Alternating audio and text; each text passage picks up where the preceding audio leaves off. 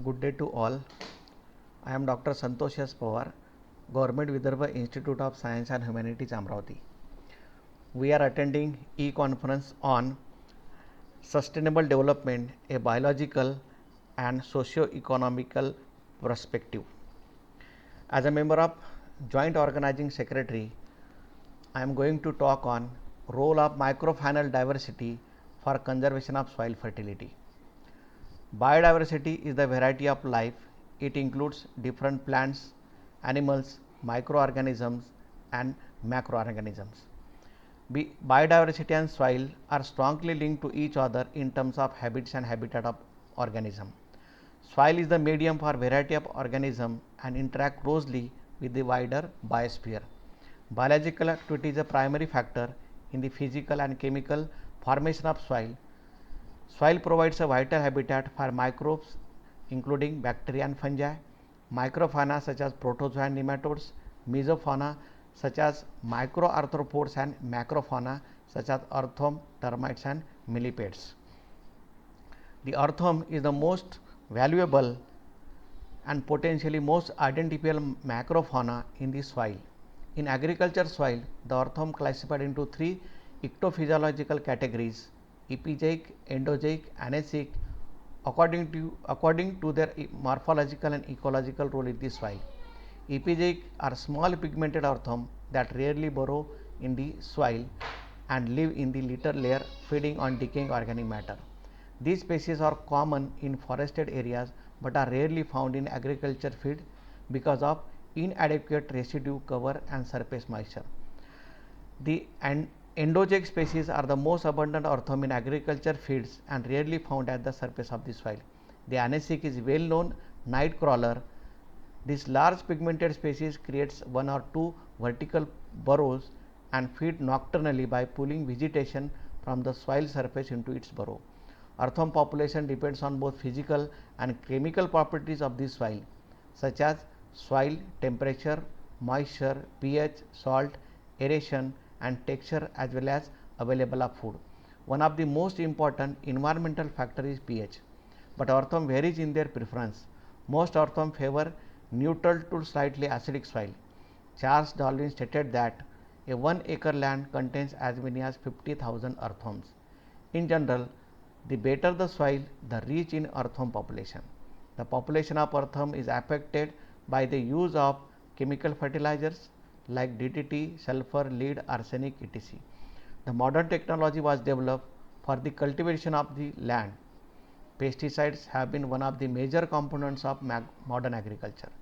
Many pesticides are extremely toxic to mammals and non-target organisms. The extent of hazard depends on the amount of residue and its toxicity. The persistent and extreme stability of pesticide in the environment are the ultimate source of contamination at the dietary level. But only 50 years of pesticide use has raised many questions related to the non-target animals and fertility of land. Pesticides, insecticides, weedicides, herbicides certainly increase the food production but has adverse effects on the non-target animals. They are badly affected and consequently soil fertility and fruit production decreases.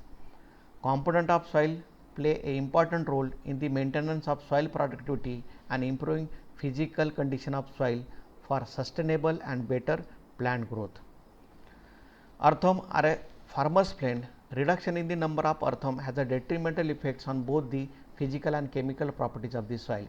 Therefore, to maintain the good soil structure capable of sustaining optimum plant growth, attempts should be made to reduce the application of pesticide known to adversely affect earthworm population.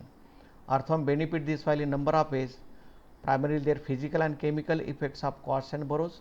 With so many benefits to the soil development from the activity of earthworm, but we have given so little consideration to them.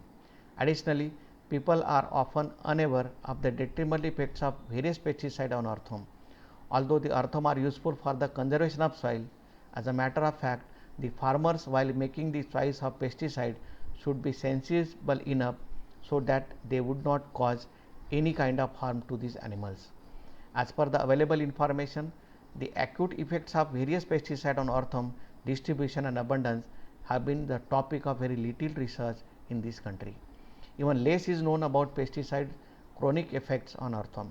It is important to maintain the soil nature, need to protect the earthworm from toxic effects, and careful use of pesticide by both controlling pest population and at the same time protecting the earthworm from the potential effects of pesticides. The most reliable way to maintain or increase the level of earthworm population in the soil is to avoid the application of artificial chemical, adding organic matter preferably as such mulch or regular basis will provide them with their food and nutrient requirement and also create the optimum condition of heat. Each and every microfauna plays an important role in maintaining the balance of soil, nutrient for better growth and crop production. Sustainable use of soil with a view of growing soil organic matter and the soil organic matter benefits in terms of soil quality and fertility play a crucial role. The function of soil microfauna organism as a colonizer, communicators and engineers within soil, together with their interaction with microorganisms, can contribute to soil sustainability over the long term. Lastly, I conclude that the organism in the soil greatly contribute to the well-being of the soil growing plants. Both are mutually depends on each has a niche to fill into ensure the ecosystem stay well balanced.